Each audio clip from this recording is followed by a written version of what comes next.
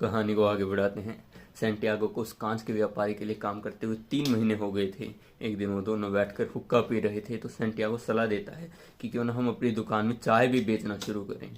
तो ऐसे में वो व्यापारी कहता है कि यहाँ आसपास देखो, यहाँ चाय के बहुत स्टॉल है, हमारी चाय बेचने से क्या ही अलग हो जाएगा। तो सैंटियागो कहता है कि हमारे पास कांच के गिलास है जिनमें अगर हम चाय बेचेंगे तो हमारे पास एक अपर हैंड रहेगा, हमारे गिलास लोगों को अट्रैक्ट करेंगे।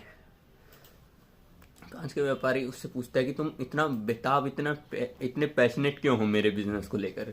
तो ऐसे में सैंटियागो कहता है कि मैं चाहता हूँ मैं जितनी जल्दी हो सके पैसा कमा सकूँ और अपने देश वापस जाके अपनी भेड़ें वापस खरीद पाऊँ। ठीक है, तो कांच का व्यापारी उसको इजाज़त दे देता है इस चीज़ की। वो लोग चाय बेचना शुरू करते हैं अपनी दुकान में। कुछ ही समय में उस दुकान की बिक्री इतनी बढ़ जाती है कि दुकानदार को 2 और लोगों को हायर करना पड़ता है। दुकान का व्यापार फिर से फ्लोरिश करने लगा, जैसा कि एक समय से रुक गया था। इसके लिए कांच का व्यापारी सैंटियागो को धन्यवाद देता है कि तुम मेरे लिए एक वरदान के रूप में आए हो, तुमने दोबारा से मुझे नया जीवन दिया है। ऐसे ही 11 महीने बीत जाते हैं। सैंटियागो सुबह जल्दी उठा होता है वापस जाने के लिए, वो दुकान छोड़ने के लिए।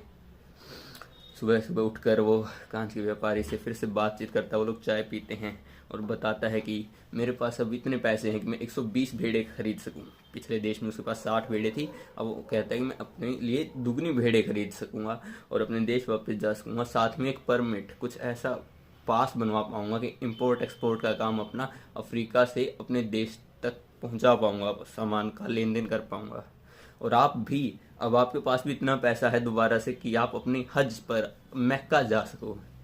तो कांच का व्यापारी इसमें कहता है कि मैं नहीं जाऊंगा। तो सैंटियागो पूछता है ऐसा क्यों। व्यापारी कहता है कि मैं भरोसा दिलाता हूँ कि तुम भी भेड़ें नहीं खरीदोगे दोबारा। सैंटियागो पूछता है क्यों। ऐसे में व्यापारी बस कहता है मकतूब। मकतूब का मतलब होता है रिटर्न, पहले से तकदीर में लिखी हुई चीज़। सैंटियागो फाइनली डिसाइड कर लेता है और जाने की तैयारी करता है। बाकी का आगे देखेंगे।